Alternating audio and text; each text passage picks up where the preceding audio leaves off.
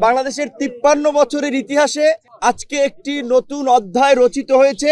বাংলাদেশের স্বার্থে জাতীয় ঐক্য এবং সংহতি প্রতিষ্ঠার লক্ষ্যে একটি সর্বদলীয় সভা এই অন্তর্বর্তীকালীন সরকার বাংলাদেশের ইতিহাসে করেছে। এর আগে কোনো সরকার এটি করতে পারেনি। সেজন্য আমরা প্রথমত তাদেরকে ধন্যবাদ জানিয়েছি। দ্বিতীয়ত, বাংলাদেশের বিরুদ্ধে আমাদের প্রতিবেশী রাষ্ট্র ভারতের মিডিয়ায় যে একটি সংঘবদ্ধ অপপ্রচার এবং প্রোপাগান্ডা আমরা দেখতে পাচ্ছি, এটি মোকাবেলায় বাংলাদেশের জনগণ, বাংলাদেশের গণমাধ্যম এবং বাংলাদেশের ডায়াসপোরা কমিউনিটি যারা বিভিন্ন দেশে ছড়িয়ে আছে এবং আমাদের আন্তর্জাতিক গণমাধ্যম সহ বিভিন্ন খ্যাতনামা প্রতিষ্ঠানে যারা কর্মরত, তাদেরকে নিয়ে সোশ্যাল মিডিয়া, মেইন স্ট্রিম মিডিয়ায় এই অপপ্রচার এবং প্রোপাগান্ডার বিরুদ্ধে একটা সঠিক ক্যাম্পেইন করার জন্য আলোচনা হয়েছে।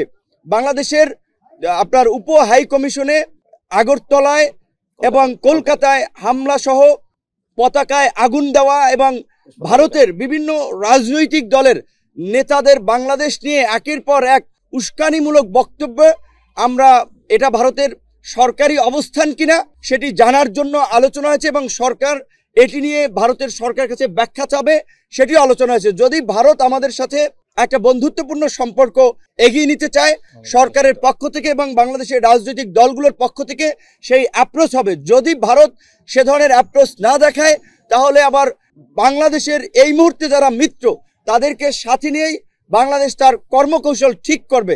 বিশেষ করে আজকে এই পরিস্থিতিতে যে জাতীয় ঐক্য এবং সংহতি প্রতিষ্ঠায় আজকের যে সভা, আমরা মনে করি বাংলাদেশের সামনে এ ধরনের আরো নতুন নতুন চ্যালেঞ্জ আসবে।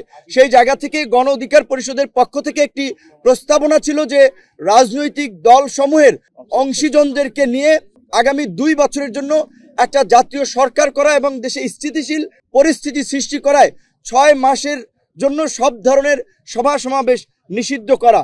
এবং একই সাথে আজকে যেহেতু বাংলাদেশের বিভিন্ন রাজনৈতিক দল সমূহ একত্রিত হয়েছে এবং দেশের স্বার্থে এক এবং অভিন্নভাবে তারা কাজ করবে, তারই প্রতিফলন হিসেবে অল্প সময়ের মধ্যে জাতীয়ভাবে একটি সমন্বিত কর্মসূচি, সেটা হতে পারে জাতীয় পতাকা এবং সাথে শান্তির পতাকা, সাদা পতাকা নিয়ে কিংবা যে কোনো ধরনের একটা কর্মসূচি, সেই সিদ্ধান্তটা সরকারের পক্ষ থেকে জানাবে, যেটি সরকার এবং রাজনৈতিক দল, জনগণ সকলে পালন করার মধ্যে দিয়ে বাংলাদেশের বর্তমান যে জাতীয় ঐক্য এবং সংহতি প্রতিষ্ঠিত হয়েছে, আমাদের বিরুদ্ধে যারাই অপপ্রচার প্রোপাগান্ডা চালাচ্ছে কিংবা বাংলাদেশকে যারা ব্যর্থ অকার্যকর করার জন্য অপতৎপরতা চালিয়ে যাচ্ছে, তাদের বিরুদ্ধে যে বাংলাদেশ এবং বাংলাদেশের জনগণ এক, সেটি জানান দেওয়ার জন্যই একটা অভিন্ন সমন্বিত কর্মসূচি পালনের সিদ্ধান্ত হয়েছে। ধন্যবাদ।